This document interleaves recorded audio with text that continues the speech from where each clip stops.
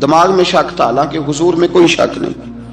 ایک دن آ کے کہنے لگا کہ بتائیے میری مٹھی میں کیا ہے؟ تو نبی پاک صلی اللہ تعالی علیہ وسلم نے فرمایا اگر میں نے بتا دیا، کہنے لگا اگر آپ نے بتا دیا تو میں کلمہ پڑھ لوں گا۔ حضور نے فرمایا میں نے بتا دینا ہے پر تو نے کوئی نہیں پڑھنا، میں بتا دینا ہے۔ کہ بتائیے، تو حضور نے فرمایا چل سودا کر لیتے ہیں، اگر جو تیری مٹھی میں ہے وہی بتا دے پھر تیرا کیا خیال ہے؟ تو نبی پاک صلی اللہ تعالی علیہ وسلم نے کہا کیا بھائی ابو جہل کی مٹھی میں؟ تو اس کی مٹھی میں کنکر تھے، کنکروں نے کلمہ پڑھنا شروع کر دیا۔ جب کنکروں نے کلمہ پڑھا، پتھر تھے وہ، انہوں نے کلمہ پڑھا۔ ابو جہل نے وہ کنکر زمین پہ پھینکے، کہنے لگا اوہو تیرا جادو تو پتھروں پہاڑوں پہ بھی چلتا ہے۔ اب جملہ کہنے لگا ہوں سمجھ لینا، ابو جہل گوشت کا آدمی تھا، کنکر پتھر تھے، پتھر کلمہ پڑھ گئے۔ گوشت پوشت کا آدمی تھا پر کلمہ، کیونکہ یہاں کیا تھا؟ شک، اس نے آگے نہیں بڑھنے دی۔ گوشت پوشت کا شخص ہو کے پتھروں سے آگے نکل گیا، نبی پاک صلی اللہ علیہ وسلم کی خدمت میں آیا۔ بلکہ وہ جو یہودی والی روایت ہے اس کے پس منظر میں بھی بعض محدثین نے لکھا ہے، اس کو بھی اسی نے بھیجا، کہنے لگا جاؤ نبی پاک سے جا کے کہو اگر وہ درخت آپ کا کلمہ پڑھے تو میں بھی پڑھ لوں گا۔ درخت، اب درخت ہوتے تو جاندار ہیں پر کلمے تو کوئی نہیں نہ پڑھتے۔ درخت سے بھی تو انسانوں سے کلمہ پڑھنے کی بات، اگر درخت پڑھے تو میں پڑھ لوں گا۔ نبی پاک صلی اللہ علیہ وسلم دور بیٹھے تھے، درخت دور تھا، اور امام سیوطی علیہ رحمہ نے لکھا ہے درخت بھی کیکر کا تھا۔ نبی پاک صلی اللہ علیہ وسلم نے فرمایا اس یہودی سے کہ تو جا کے درخت کو کہہ کہ تجھے نبی پاک بلاتے ہیں۔ فرمایا میں گیا تو پھر تم نے کہنا جادو کر کے بلایا ہے۔ احتیاط بھی کی، ہر چیز آنکھوں کے سامنے رکھی، تو جا کے کہہ کہ تجھے بلاتے ہیں۔ وہ بندہ گیا، جا کے کہنے لگا، اور امام سیوطی نے اس کو لکھا ہے، کہنے لگے اس نے نبی پاک کا نام بھی نہیں لیا، کیونکہ ابو جہل اینڈ کمپنی کو پتا تھا کہ مصطفیٰ کے نام میں بھی بڑی برکت، خالی نام بھی نہیں لیا۔ کہنے لگا درخت وہ جو سامنے بیٹھے ہیں نا وہ تجھے بلا رہے، نام نہیں لیا حضور کا، وہ جو سامنے بیٹھے ہیں نا، جاءت لدعوتہ الاشجار ساجدۃ۔ امام بوصیری کہتے ہیں درخت آیا اور سجدہ کرتا ہوا، زمین چیرتا ہوا آیا۔ کس طرح آیا؟ پہلے آگے جھکا، پھر پیچھے جھکا، دائیں جھکا، بائیں جھکا۔ یہاں بھی لکھنے والوں نے لکھا ہے کہ وہ نہ درخت اپنی جڑیں اکھیڑ رہا تھا، جب چلنا تھا نا اس نے حضور کی طرف آنا تھا تو آگے دائیں بائیں ہوا، جڑیں اکھیڑ رہا تھا۔ لیکن ہمارے استاد جب ہمیں یہ روایت پڑھایا کرتے تھے تو کہتے تھے جڑیں نہیں اکھیڑ رہا تھا، جب اس نے سنا مجھے نبی پاک نے بلایا تو اسے وجد ہو گیا تھا، وہ جھومنے لگ گیا تھا، جھوم رہا تھا، حضور نے مجھے بلا لیا، جاءت لدعوتہ الاشجار ساجدۃ۔ تو درخت آیا، اس نے آ کے نبی پاک کو سجدہ کیا، لکڑی کا بنا ہوا درخت ہے، سجدہ کیا۔ سجدہ کرنے کے بعد درخت اٹھا اور اٹھ کے اس نے نبی پاک کا کلمہ پڑھا۔ وہ جس کو ابو جہل نے بھیجا تھا نا یہودی، وہ درخت کی حالت دیکھ کے کلمہ پڑھ گیا، وہ کلمہ پڑھ گیا، لیکن یہی بے ایمان کہنے لگا ہوئے ہوئے ان کا تو درختوں پہ بھی جادو چلتا ہے۔ لا ریب فی، شک قرآن پاک میں، لیکن اگر بندے کے دماغ میں ہو اس کا علاج ہے کوئی، ادھر ہی شک بیٹھ جائے۔ میں سادی مثال دیتا ہوں کہ سامنے دیوار صاف ہو لیکن گرد اگر آئینے پہ پڑی ہو، دیوار صاف کرنی چاہیے کہ اینک کا شیشہ صاف کرنا چاہیے؟ ساری زندگی لوگ دیوار صاف کرتے گزار دیتے، ساری زندگی تراش خراش کرتے گزار، اپنی مرضی کی پینٹنگ کرتے گزار دیتے ہیں، پر اپنی آنکھ کی پتلی صاف نہیں کرتے، آنکھ کی پتلی صاف نہیں کرتے۔ کسی نے حضرت رومی سے کہا تھا حضور دنیا میں کوئی اچھا ملتا نہیں، فرمانے لگے تھوڑا رونا شروع کر تاکہ تیری پتلیاں وضو کر لیں، وضو کر لیں، وہ انہیں پتہ چل جائے کہ کتنے صاف ستھرے لوگ دنیا میں پائے جاتے ہیں۔ ابو جہل پھر آ گیا، کہنے لگا اگر آپ چاند کے 2 ٹکڑے کر دیں تو میں کلمہ پڑھنے کو تیار۔ اچھا یہاں بھی بڑی مزے کی بات ہے، اللہ نے پہلے کہہ دیا نبی پاک کو کہ ان الذین کفروا سواء علیہم اانذرتہم ام لم تنذرہم لا یؤمنون۔ محبوب یہ جن کی قسمت میں کفر ہے نا، آپ انہیں ڈرائیں چاہے نہ ڈرائیں، یہ ایمان نہیں لائیں گے۔ کنکروں نے بھی کلمہ پڑھ لیا، درختوں نے بھی پڑھ لیا، سارا کچھ ہو گیا، اور اللہ نے بھی کہہ دیا کہ محبوب اس بے ایمان نے کلمہ نہیں پڑھنا، پر حضور نے فرمایا یہ پڑھے نہ پڑھے ہم نے میدان نہیں چھوڑنا، جتنی دفعہ آئے گا نا ہم اسے ضرور معجزہ دکھائیں گے، جتنی دفعہ آئے گا، ہم کیوں میدان چھوڑیں۔ آگے کہنے لگا جی اگر چاند کے 2 ٹکڑے کر دیں تو اقتربت الساعۃ وانشق القمر، تو نبی پاک صلی اللہ علیہ وسلم نے انگلی کا اشارہ کیا، چاند 2 حصوں میں بٹا۔ کوہ صفا ایک پہاڑی تھی مکے میں، آدھا ٹکڑا پہاڑی کی اس جانب ہوا، آدھا اس جانب، یعنی وضاحت کی اللہ کریم نے کہ ایسے نہ ہو کہ یہ کہہ دی وہ تو ایسے بالکل شک ہوا تو مل گیا، پتہ نہیں میری آنکھوں پہ جادو ہو گیا، ملا ہے کہ نہیں ملا۔ جب ٹوٹا تو حدیث پاک میں آتا ہے کہ آدھا چاند کوہ صفا کی ادھر گیا اور آدھا تو پہاڑی تھی، چاند نیچے آیا، پہاڑی کے گرد گھوما، آگے جا کے ملا، یعنی وقفہ دیا گیا باقاعدہ دیکھنے کا، سمجھنے۔ پوری دنیا میں جتنے لوگ اس وقت چاند دیکھ رہے تھے، ہندوستان تک روایتوں میں ملتا ہے کہ لوگوں نے گواہی دی کہ ہم نے چاند ٹوٹتے دیکھا ہے۔ زمانہ مان گیا، لوگوں کی چیخیں نکل گئیں، لوگ قدموں میں گر گئے، پر وہ جس کے دماغ میں شک تھا نا وہ نہیں مانا۔ شجر و حجر پہچان گئے پر انسان کی نظروں میں شک ہی رہا۔ دنیا میں سب سے مجبور، کمزور، بزدل، کم فہم بندہ وہ ہے جس کے دماغ میں شک ہے، سب سے کم فہم آدمی، اس کی فراست روحانیہ زیرو ہے، وہ ایک ناکام شخص ہے، اس کو کسی پہ بھی شک پڑ جائے، کسی پہ بھی۔ ہم نے دیکھا ہے جو عورت اپنے مرد پہ شک کرنے لگ جاتی ہے اس گھر کا کوئی علاج ہی نہیں ہوتا۔ جو شکوہ کرتی ہے روٹی کا، پیسوں کا، وہ کسی دور میں مسئلہ اس کا حل ہو جاتا ہے۔ جو نافرمان ہوتی ہے اس کا بھی مسئلہ کسی نہ کسی زمانے میں حل ہو ہی جاتا ہے۔ یہ جس کو شک پڑ جاتا ہے نا، شک، اس کا مسئلہ قیامت کی صبح تک حل نہیں ہوتا۔ اگر مرد کو شک پڑ جائے اس کا مسئلہ بھی کبھی زندگی میں دوبارہ حل، یاد رکھیں۔ یہ جو شکوک و شبہات ہے نا، قرآن پورا شکوک و شبہات کا ازالہ کرتا ہے، کافر کے سوال کا جواب دیتا ہے، منافق کے سوال کا جواب دیتا ہے۔ قرآن مجید ہر ایک کی تسلی کراتا ہے، لیکن شروع میں بتا دیا کہ لا ریب فی، شک والی گنجائش اس میں۔ لوگ آج تک شک کر رہے ہیں کہ اللہ کا کلام ہے کہ نہیں، آج تک لوگ کہیں۔ تو میرے بھائی، شکوک والی زندگی کمزور ہوتی ہے، شکوک والی۔ عقل مند لوگوں کی زندگی کمزور زندگی ہے۔ صحابہ کرام عمل والے لوگ تھے، وہ بحثوں میں الجھے رہتے تو عمل نہ کر پاتے۔ ہمارے ہاں نا بحث ہوتی ہے جس مسئلے کا کوئی تعلق ہی نہیں، الجھنوں سے نکل آئیں، عمل کا رستہ، بحث جو ہوتی ہے یہ عمل کا رستہ روکتی ہے۔ عقل مند نہ بنے، فرما بردار بنے۔ میرے بھائی، شکوک و شبہات والی جو لائف ہے، لیکن نا انبیاء کرام علیہ السلام کے بارے میں شکوک و شبہات ہیں، اولیاء عظام کے بارے میں۔ اب ایک نیا شک پیدا ہو گیا ہے کہ فیض ملتا ہے کہ نہیں ملتا۔ ہم نے فلانے ولی کو دیکھا نہیں، ساری زندگی اس کا نام لیا، فیض ملے گا کہ نہیں۔ غوث پاک کو دیکھا نہیں، ساری زندگی قادری کہلایا، فیض ملے گا کہ نہیں۔ خواجہ اجمیر کو دیکھا نہیں، چشتی کہلائے، فیض ملا کہ نہیں۔ صابر پیا کو دیکھا نہیں، صابری کہلائے، فیض ملا کہ نہیں۔ او خدا کے بندے، فیض وہ چیز ہے جو نظر نہیں آتی پر محسوس سب سے زیادہ ہوتی ہے۔ ملے تو حضرت اویس کرنی بھی نہیں تھے نبی پاک سے، وہ بھی نہیں ملے تھے، ملاقات تو ان کی بھی نہیں ہوئی تھی۔ کیا کہو گے؟ ملاقات نہیں ہوئی، لیکن فیوز و برکات کا یہ عالم ہے کہ میرے محبوب نے فرمایا وہ دعا کرے گا تو اللہ میری امت کی بخشش فرمائے گا۔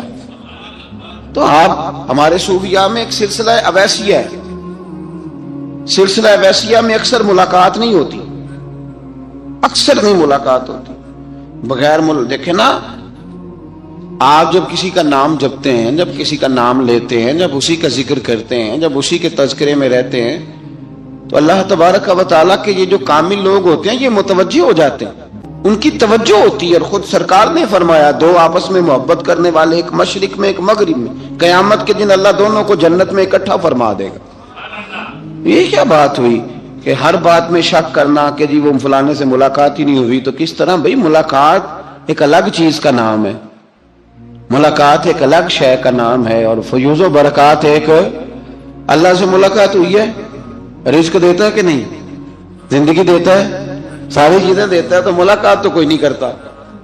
تو اس لیے ہر چیز کو ٹھیک ہے، وہ جو جگہ، جس جگہ پہ جو بات ہے اس کو وہاں رہنا چاہیے، لیکن یہ شکوک ہیں، ان سے باہر نکلیں، ان سے باہر آئیں۔ اولیاء اللہ کا جو فیضان ہے، ان کی جو محبت ہے، ان کے جو طریق، حضرت سلیمان بن بشار رحمت اللہ علیہ بزرگ گزرے ہیں، وہ کہتے ہیں میرے پاس، میں بڑا خوبصورت تھا، جوانی میں دین کی تھوڑی سی خدمت کرتا تھا تو ایک عورت آ گئی. اس عورت نے میرے ساتھ کچھ مجھ سے مانگا، مطالبہ کیا، تو میں نے کہا کوئی بھکارن ہے. میں نے جب اس نے نقاب اوڑھا ہوا تھا، جب میں نے اس کی طرف پیسے دینے کے لیے، خیرات دینے کے لیے کوئی چیز بڑھائی تو اس نے چہرے سے کپڑا ہٹایا. میں نے نظر جھکا لی، کہنے لگی سلیمان میرا رنگ روپ تو دیکھ، میں کتنی خوبصورت ہوں، میں تیری محبت میں گرفتار ہو گئی، خدا را میں اپنے آپ کو تیرے حوالے کرتی ہوں. آپ فرماتے ہیں جب اس کے نیت اور ارادے میں اور لفظوں میں نے فطور دیکھا تو میں استغفر اللہ پڑھتا وہاں سے بھاگ گیا. اتنا دوڑا کہ میں بصرہ سے باہر نکل گیا، شہر سے ہی باہر آ گیا. عورت سے دوڑ رہا ہے، مرد، نوجوان، خوبصورت. فرماتے ہیں عشاء کی اذانیں ہو رہی تھی، نماز پڑھ کے میں مسجد میں سو گیا تو مجھے حضرت یوسف علیہ السلام کا دیدار ہوا. جناب یوسف کہتے ہیں میں حضور کا غلام اور غلاموں کا غلام اور صدیوں بعد کا غلام. تو جناب یوسف علیہ السلام میری خواب میں آئے اور کہنے لگے اٹھ جوان میرے سینے سے لگ، یار تو نے تو نبی پاک کا امتی ہو کے وہ کام کیا ہے جو میں نے نبی ہو کے کیا تھا. اب کام حضرت یوسف والا کیا تھا نا، تو صدیوں اور سالوں اور مہینوں کا فاصلہ بن سکا تو وہ آ گئے. مسئلہ یہ ہے کہ شکوک و شبہات والی زندگی نقصان دیتی ہے. حضرت ہمارے سلسلہ مقدسہ میں ایک سلسلہ علویہ ہے جو اعلیٰ حضرت فاضل بریلوی کو حاصل تھا. شاہ عبدالعزیز صاحب محدث دہلوی رحمۃ اللہ تعالی علیہ نے بڑا لکھا مولا علی کی شان پہ، حضرت علی پہ کلام، ان کا ذکر، ان کے تذکرے اس قدر فنا ہو گئے کہ ہر وقت ذکر علی کرتے. فرماتے ہیں مجھے خواب میں حضرت علی کا دیدار ہوا، انہوں نے مجھے بیعت فرمایا اور مجھے اپنے سلسلہ مبارکہ میں اجازت دی. تو شاہ صاحب رحمت اللہ علیہ فرمایا کرتے تھے کہ میں نے وہ بہت کم لوگ ہیں جن کو پھر ان میں بیعت فرمایا جاتا ہے، تھوڑے چند لوگ، اور ان کو سلسلہ مبارکہ میں اس میں چند لوگ ہیں. اعلیٰ حضرت کے بعد شاہ علیہ رسول ہے، شاہ علیہ رسول کے بعد شاہ عبدالعزیز محدث دہلوی میں، وہ ڈائریکٹ مولا علی شیر خدا سے بیعت. تو مطلب یہ ہے کہ کام شکوک و شبہات سے نکلیں.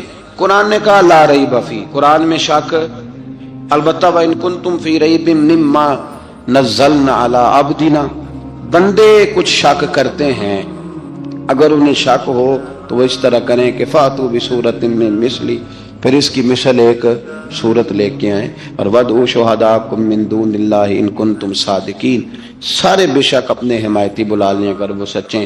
شک والی دنیا سے باہر نکل آئیں، حقیقت والی دنیا کو قبول کریں.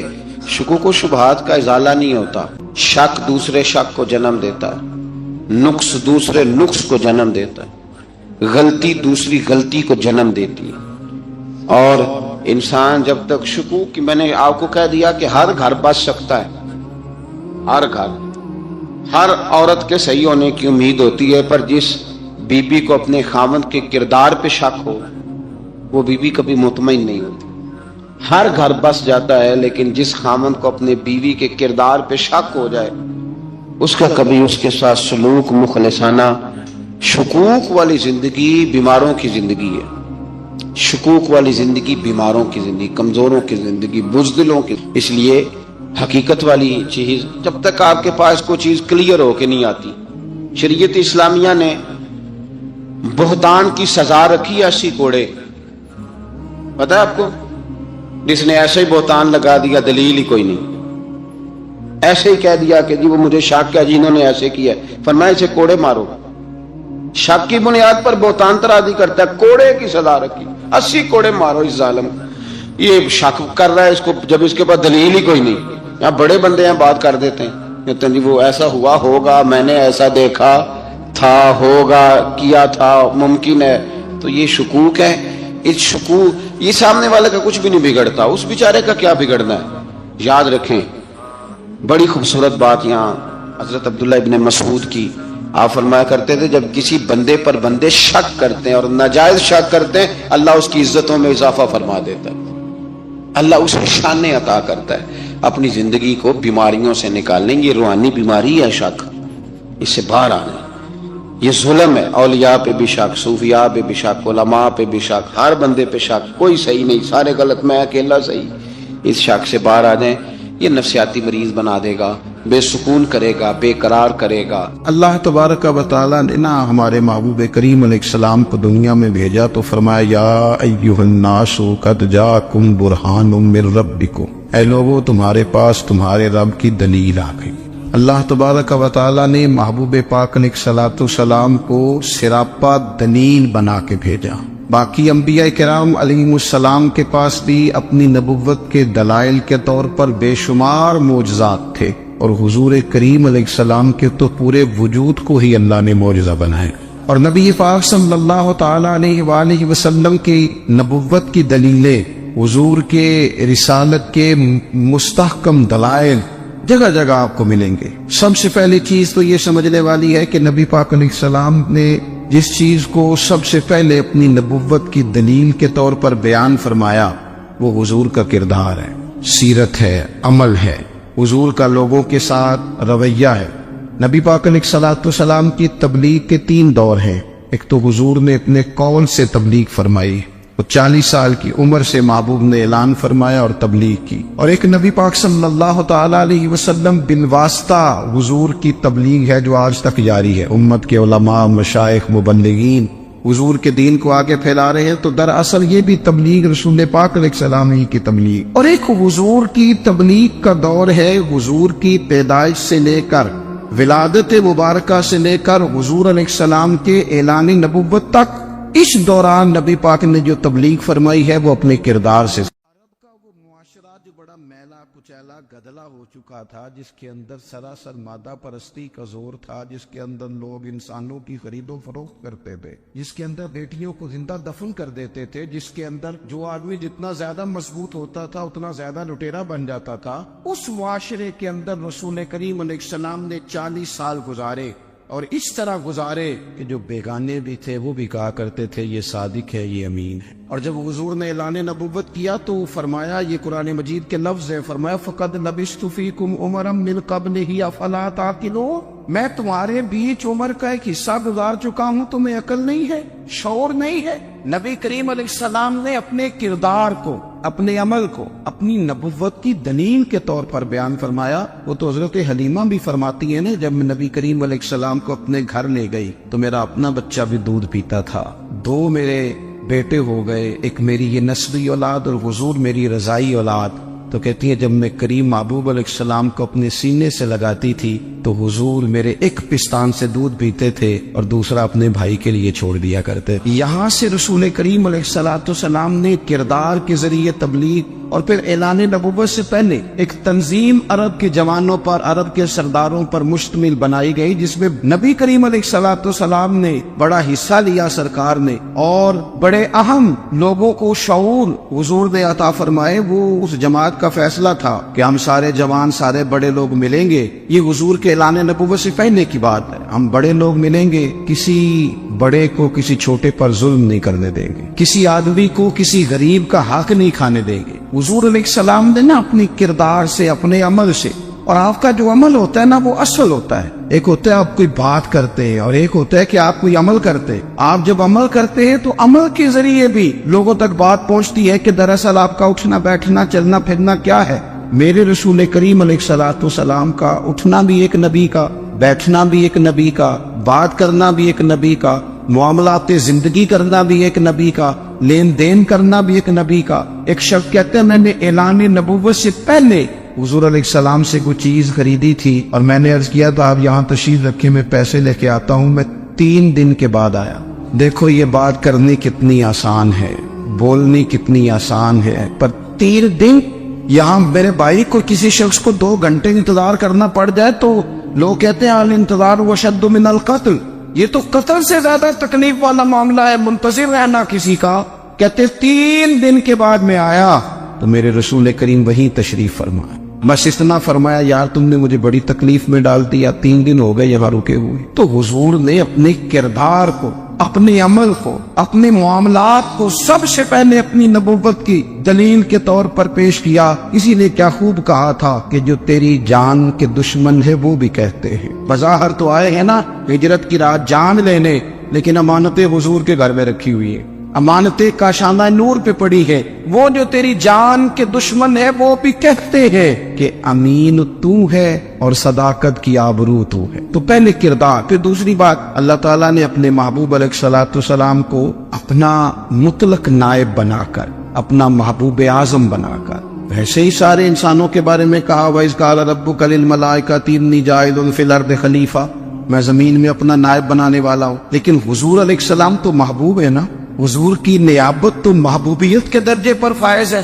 تو رسول پاک کو رب کریم نے اس طرح کا بنا کے بھیجا کہ حضرت عبداللہ ابن رواحہ رضی اللہ تعالیٰ عنہ بیان فرماتے ہیں کہ اگر حضور کوئی معجزہ نہ بھی دکھاتے، نبی کریم علیہ السلام سے کوئی اعجاز لوگ نہ بھی دیکھتے، تو محبوب کا تو چہرہ ہی اس طرح کا تھا، لوگوں نے دیکھتے جانا تھا اور کلمہ پڑھتے جانا تھا. لیکن باوجود اس کے میرے رسول پاک کا اعجاز یہ ہے، کمال یہ ہے کہ حضور کبھی اشارہ کر دیں تو چاند 2 ٹکڑے ہو جائے، کبھی دعا مانگ دیں تو ڈوبا ہوا سورج واپس آ جائے، کبھی محبوب گزرنے لگے تو پتھر آپ پر سلام پڑے، کبھی حضور پہاڑ پر چڑھ جائے تو پہاڑ وجد میں آ کر جھومنے لگے. محبوب کا کبھی نماز پڑھاتے ارادہ بن جائے تو اللہ تعالیٰ قبلے کا رخ ہی تبدیل فرما دے. کیا خوبصورت سوچ ہے اور کیا نظریہ دیتے ہیں بریلی کے امام. فرماتے اجابت کا جوڑا عنایت کا صحرا دلہن بن کے نکلی دعائے محمد، اور اجابت میں جھک کر گلے سے لگایا پڑی ناز سے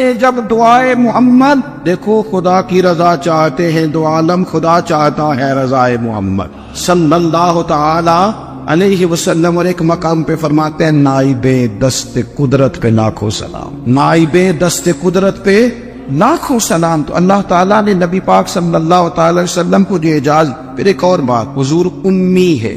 دنیا میں آ کر محبوب نے کسی سے پڑھا ہی نہیں. میرے محبوب نے جتنا پڑھا ہے رب کریم سے ہی پڑھا ہے. الرحمن علم القرآن خلق الانسان، رحمان نے قرآن سکھایا پھر انسان بنایا. اللہ تبارک و تعالیٰ کی بارگاہ کرم سے حضور نے لیا. رسول کریم امی ہے، یہ بھی حضور کی نبوت پر ایک بڑی دلیل. دیکھو ایک ہوتا ہے کوئی آدمی بچپن سے کسی چیز سے شغف رکھے اور جب اس کی عمر بڑی ہو جائے تو کہتے ہیں اس کا تجربہ بڑا ہو گیا. یہ پہلے کچھ شعر کہتا تھا، کوئی ادبی جملہ کہتا تھا، تو اب اس کی یہ کام کرتے کرتے عمر بڑی ہو گئی ہے تو رسوخ حاصل ہو گیا. 40 سال کی عمر مبارک تک نبی کریم نے ایک شعر بھی نہیں کہا. حضور علیہ الصلوۃ والسلام نے کبھی کوئی ایسی بات، ویسے تو حضور کی ہر بات حکمت والی، لیکن جس کو عرب کے لوگ اپنے لہجے میں شاعری یا اپنے لہجے میں ادب کہتے تھے، وہ حضور نے بیان نہیں فرمایا. لیکن جب 40 سال کی عمر میں اعلان نبوت کیا تو پھر بڑے بڑے فصیح و بلیغ، بڑے بڑے سیانے. تو فیل بن عمر کہتے ہیں کہ اس شخص کو بھی میں نے دیکھا جسے بڑا ناز تھا اپنی فصاحت اور بلاغت پر، اور جب وہ حضور کے پاس آیا اور اس نے آ کے کچھ باتیں کی تو محبوب خاموشی سے سنتے رہے، اور جب وہ چپ کر گیا تو میرے کریم نے صرف سورہ فاتحہ پڑھی. کبھی اٹھتا تھا، کبھی بیٹھتا تھا، کبھی غور کرتا تھا، کبھی دائیں جاتا تھا، کبھی بائیں جاتا تھا. پھر کہنے لگا بتاؤ نا کلام کس کا ہے؟ فرمایا اس رب کا، اس رب کا، اس رب کا جس کا میں رسول بن کے آیا ہوں. نبی کریم صلی اللہ تعالی علیہ وسلم امی ہے، لیکن حضور نے کائنات کے رازوں سے پردے ہٹا دیے. نبی کریم نے جینے کے سلیقے بتا دیے. حضور نے ہر شخص اس کے مقصد حیات سے آگاہ کر دیا. نبی کریم علیہ السلام نے وہ فلسفہ حیات بیان کیا کہ لوگوں کو صرف جینے میں ہی مزہ نہیں آیا، مرنے میں بھی مزہ آنے لگا. لوگ آگے بڑھ بڑھ کے جانیں پیش کرنے لگے، اپنی اولادیں قربان کر. جو فلسفیوں سے کھل نہ سکا اور نکتہ بروں سے حل نہ ہوا، وہ راز ایک طیبہ والے نے بتلا دیا چند اشاروں میں. محبوب کریم امی ہیں، لیکن حضور نے اس طرح دنیا کو سکھایا، اس طرح دنیا کو پڑھایا، اس طرح حضور نے علم کے چراغ اور دیپ روشن کیے کہ قیامت تک جسے روشنی ملے گی نا، اسے صرف دروازہ مصطفیٰ سے ملے گی، اسے رسول کریم علیہ السلام کے تارے دولت سے ملے. کچھ لوگوں نے کہا کہ اپنے پاس سے آیات بنا کے لاتے. اپنے گھر میں بیٹھ کے دعوے کر لینا تو کوئی مشکل کام نہیں نہ ہوتا، سارے لوگ ہی کر لیتے. بلکہ وہ ہمارے ایک بزرگ کہا کرتے تھے خیالی پلاؤ پکائیے کہ وہ کدے بھی کاٹ نہ پائیے، کیونکہ کون سا پیسوں کا ڈال رہے ہیں، وہ زیادہ ڈالے ہم اور زیادہ ڈالے. بہت سارے لوگ ہیں آج بھی، کچھ لبرل ہیں بیچارے، کچھ دین بیزار طبقہ ہے، وہ کہتے ہیں جناب ہمیں تو جدید باتیں بتائیں، ہمیں تو نئے اسلوب کے مطابق لے کے چلے، ہمیں تو او بھائی سن. میرے نبی پاک علیہ السلام نے فرمایا میرا قرآن کبھی پرانا نہیں ہو، اسے پڑھ کے دیکھ، اس کی جدت کا حسن دیکھ، یہ تو کھلا ہوا باغ ہے. تو ایک دفعہ اس کے قریب آئے گا تو خوشبو ملے گی، دوسری دفعہ آئے گا تو اس سے زیادہ تازی ملے گی. ایک دفعہ پھل کھائے گا تو مزیدار ہوگا، دوسرا کھائے گا ہو سکتا ہے شکل ملتی جلتی ہو لیکن ذائقہ بڑا نرالا ہوگا. تو تو صحیح نا. جب کچھ لوگوں نے کہا یہ خود سے بنا کے آیات لاتے ہیں تو فرمایا وَإِن كُنتُمْ فِي رَيْبٍ مِّمَّا نَزَّلْنَا عَلَىٰ عَبْدِنَا فَأْتُوا بِسُورَةٍ. اگر تمہیں کوئی شک ہے اس میں جو ہم نے اپنے بندہ خاص میں نازل کیا ہے تو تم بھی اس جیسی ایک آیت بنا کے لاؤ. اور چلو چیلنج کھلا دے دیا، فرما وَادْعُوا شُهَدَاءَكُم مِّن دُونِ اللَّهِ. اللہ اور اللہ والوں کو چھوڑ دو، تفسیری ترجمہ عرض کر رہا ہوں، یعنی صحابہ کو چھوڑ دو، حضور کے ماننے والوں کو چھوڑ دو، باقی ساری دنیا کے کافر اکٹھے ہو جاؤ، ایک آیت بس قرآن جیسی لے کے آؤ، ایک آیت لے کے آؤ. ان کنتم صادقین، اگر تم سچے ہو. جوانوں سنو، کہا ایک آیت. اور یہ چیلنج آج تک قرآن مجید کا موجود ہے، آج تک. وَإِن كُنتُمْ فِي رَيْبٍ مِّمَّا نَزَّلْنَا عَلَىٰ عَبْدِنَا فَأْتُوا بِسُورَةٍ مِّن مِّثْلِهِ. تم قرآن کے مقابلے کی ایک صورت لے کے آؤ اور سارے حمایتی اکٹھے کر لو اپنے. ان کنتم صادقین، اگر تم سچے ہو. جواب تو ادھر سے آنا تھا نا، لیکن کائنات کے رب نے جواب بھی خود دیا. فرمایا فَإِن لَّمْ تَفْعَلُوا وَلَن تَفْعَلُوا. اگر تم نہ لا سکے، اور فرمایا تم لا سکتے بھی نہیں، نہ خنجر اٹھے گا نہ تلوار تم سے، یہ بازو میرے آزمائے ہوئے. وَلَن تَفْعَلُوا، تم لا بھی نہیں سکتے.